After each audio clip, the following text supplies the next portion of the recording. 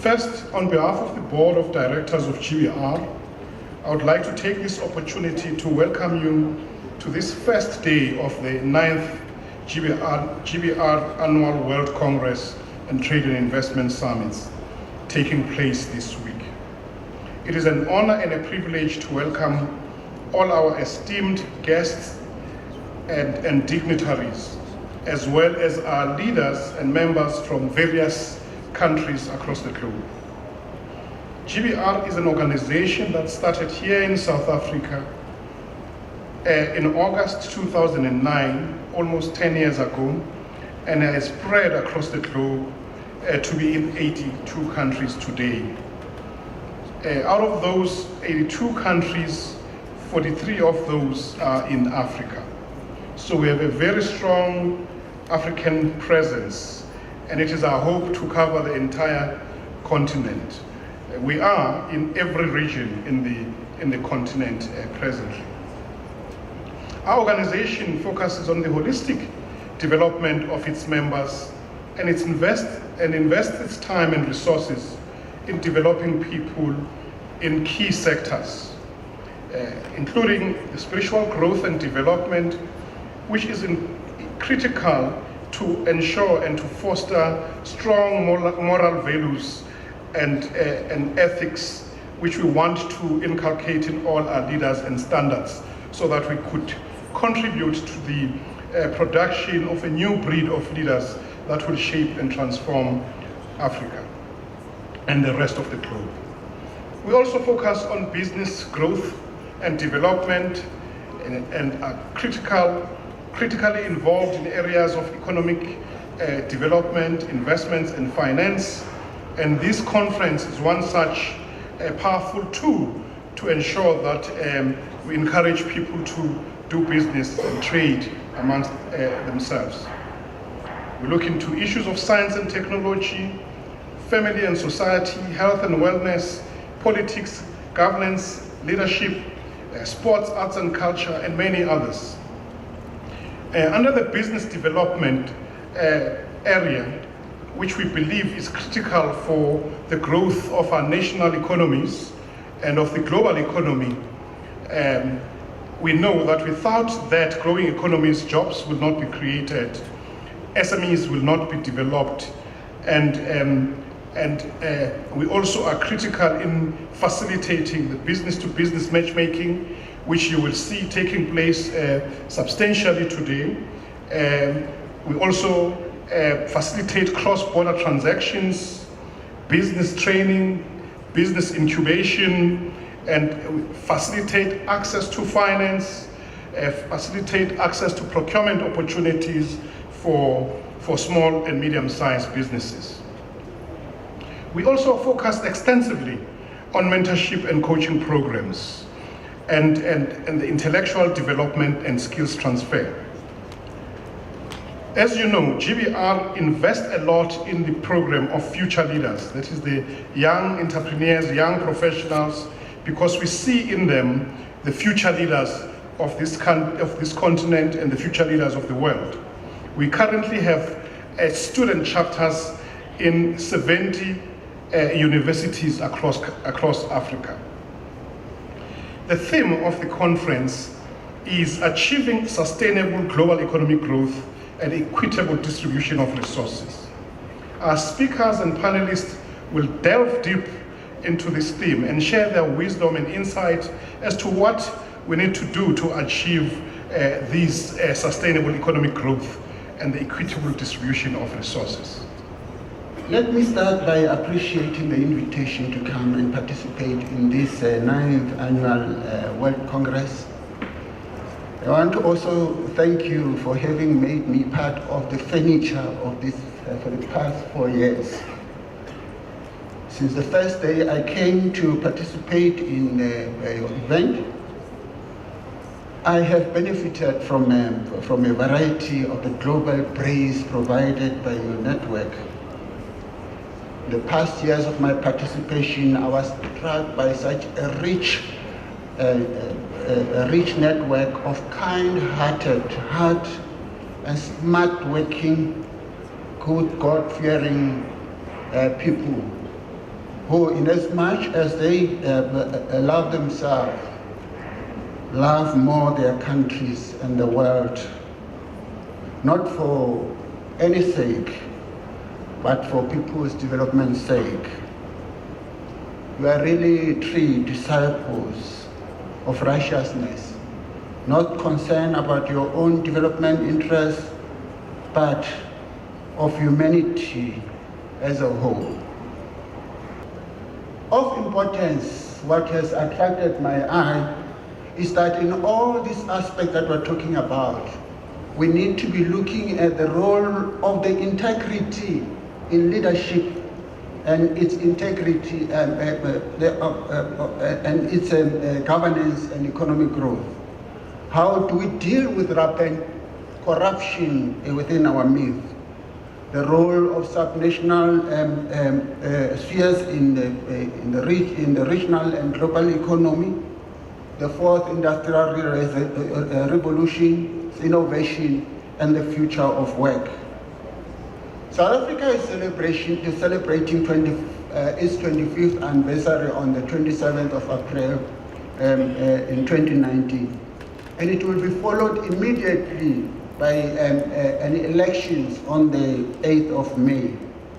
These national elections for us are punctuated in South Africa in between by local governance elections, which many South Africans use to celebrate and anchor their hard-won democracy and freedom. It is regrettable, though, that some sizable number, around 8 million of our people, have shown not to be interested in this activity. It is important in our nations, in everywhere where we come from, to encourage people to always go for the polls, because that is the main tool to defend themselves and to defend their democracies against tyranny. So in the past 25 years, South Africa has attempted to live to the expectation of the theme of the 9th Congress of the GBR, of achieving sustainable global economic growth and equitable distribution of resources. In its endeavors, South Africa recognized that it was not an island of its own, but a component of a constellation of many in a single global system that continuously interact with itself.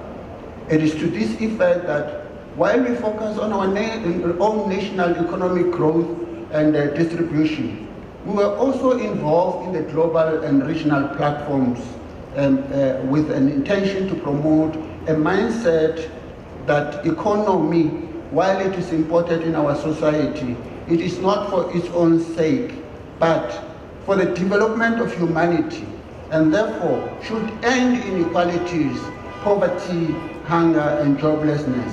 And it should be inclusive, and it should include the participation of everyone. At a global scale, South Africa has participated in the United Nations and its various components. In the World Trade, in the corps that is your corps and ILO. It has advocated for people-centered development.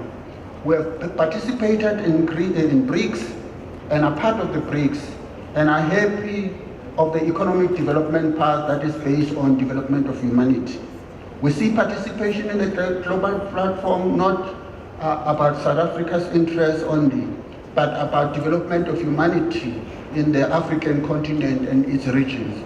We celebrate, as part of an achievement thus far, the establishment of the African Charter of the BRICS Bank, and we have also seen involvement of BRICS members in the continent's development.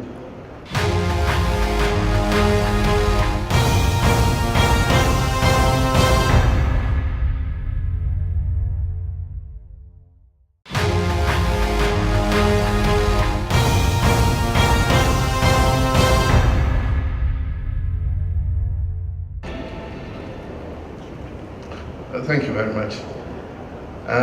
Sifo, let me congratulate you and commend you for this initiative that started a little over 9 years ago. You're going to your 10th anniversary of the Global Business Roundtable.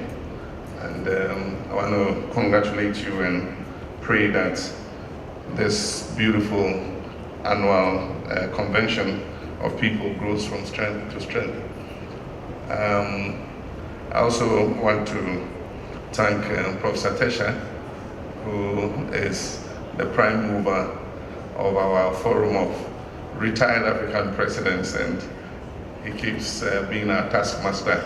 He ordered me to be here, and I am here.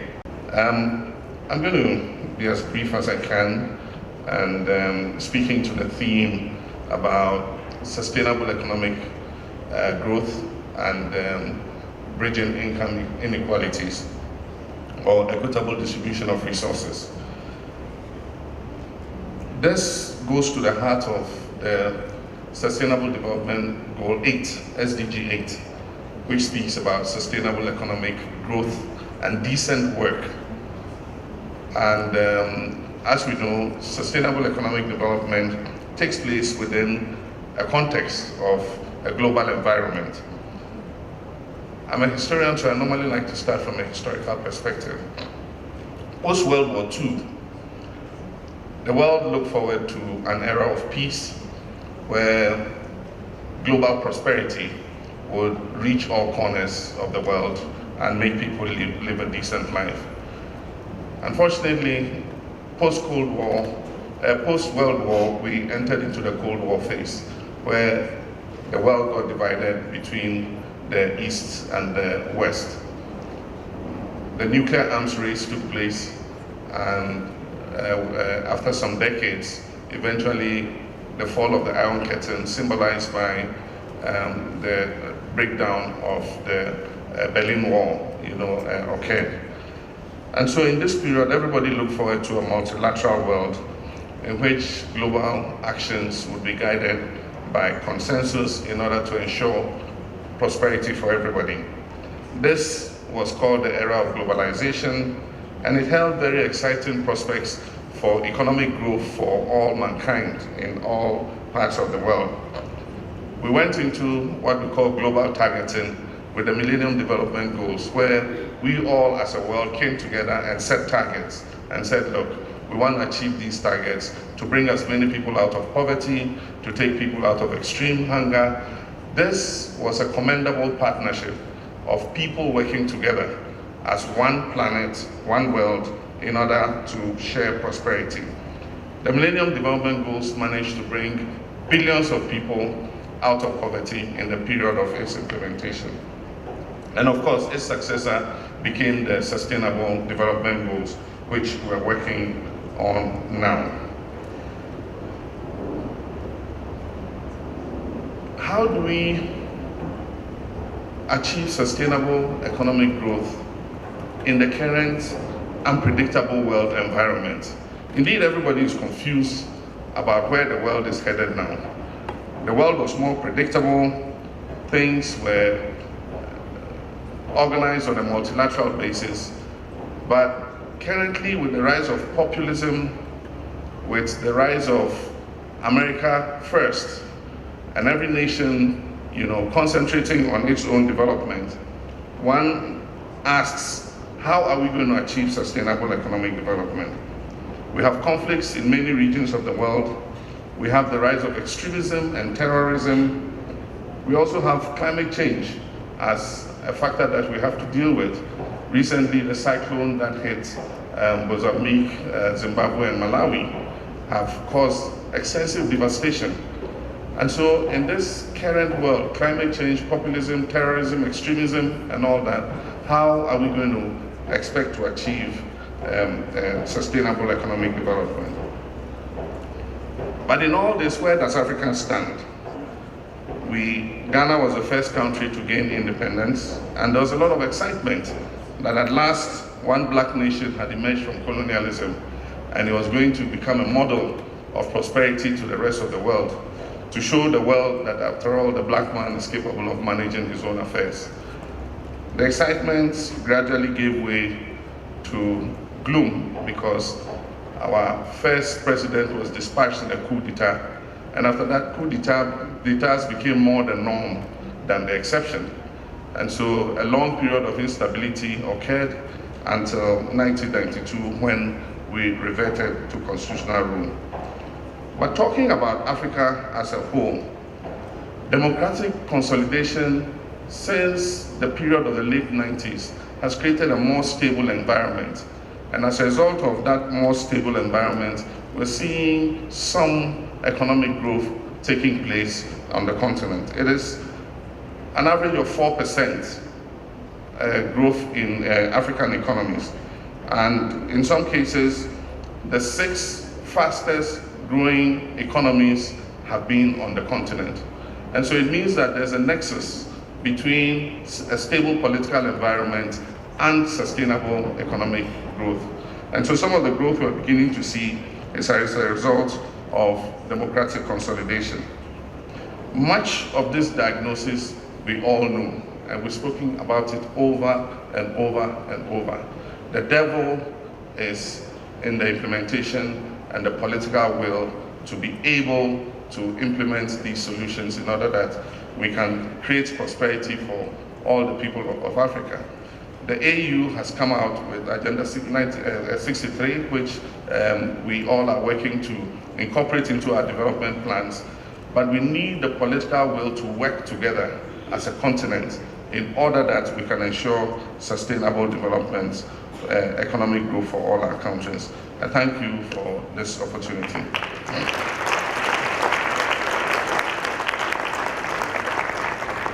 Thank you to the GBR community, firstly, for bringing us together for this wonderful dialogue, and secondly, for giving me this opportunity to join you, who are leaders of the world, and I would also want to believe that you are the light of the world. I'm going to talk to you about the link between leadership, governance, corruption, and economic growth within the context of achieving sustainable economic growth and equitable distribution of resources, which is basically about achieving a just, inclusive, and sustainable economic world. The thoughts I'm going to share with you very quickly are based on what I've learned as a child and what I've learned in the last few years when working in civil society, in government, and now in academia and back in civil society. Let's start with leadership. Why is leadership important in sustainable economic growth? Well, I want to believe that leadership is at the center. I would like to believe that leadership is at the center of everything that humanity has ever done, whether that was positive or negative. I learned all of this from my parents, mainly, and both of them were Christians. And at the core of their lives were 3 particular values. Firstly, the value of integrity. They just believed that doing the right thing was the right thing to do, not because you were going to be found, not because you were going to end up in the criminal justice system, but just because it was the right thing to do. I remember that both my parents, my father and my mother, were very harsh if you brought home something that did not belong to you. My father would chase young people who came to him with radios, irons, and kettles, because those were the only appliances that people could steal and sell.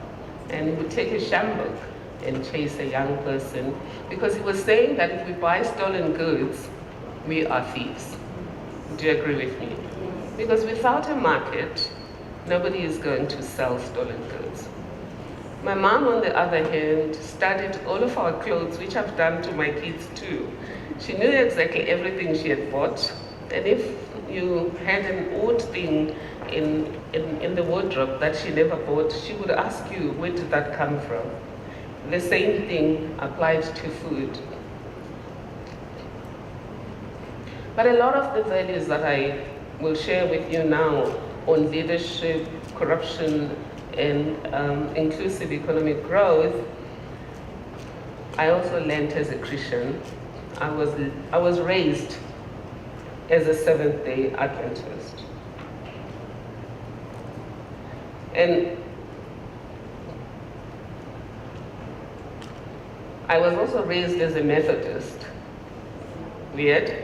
I was also raised as a Zionist Christian church person. How does that happen? It happened because my mom was a Seventh-day Adventist, my father's mom was a Methodist, and we were poor and we needed food. My parents sent us to Swaziland to study, and on Sundays we needed good food. My aunt, who went to the Zionist Christian church, gave us food only on grounds that we went to church with her. Well, the good thing is that he didn't take us to go and smuggle dacha, which some kids did, but at least she took us to church. So what did I learn about leadership? I learned that leadership is influencing and inspiring yourself and others to think in a particular way and to act in a particular way.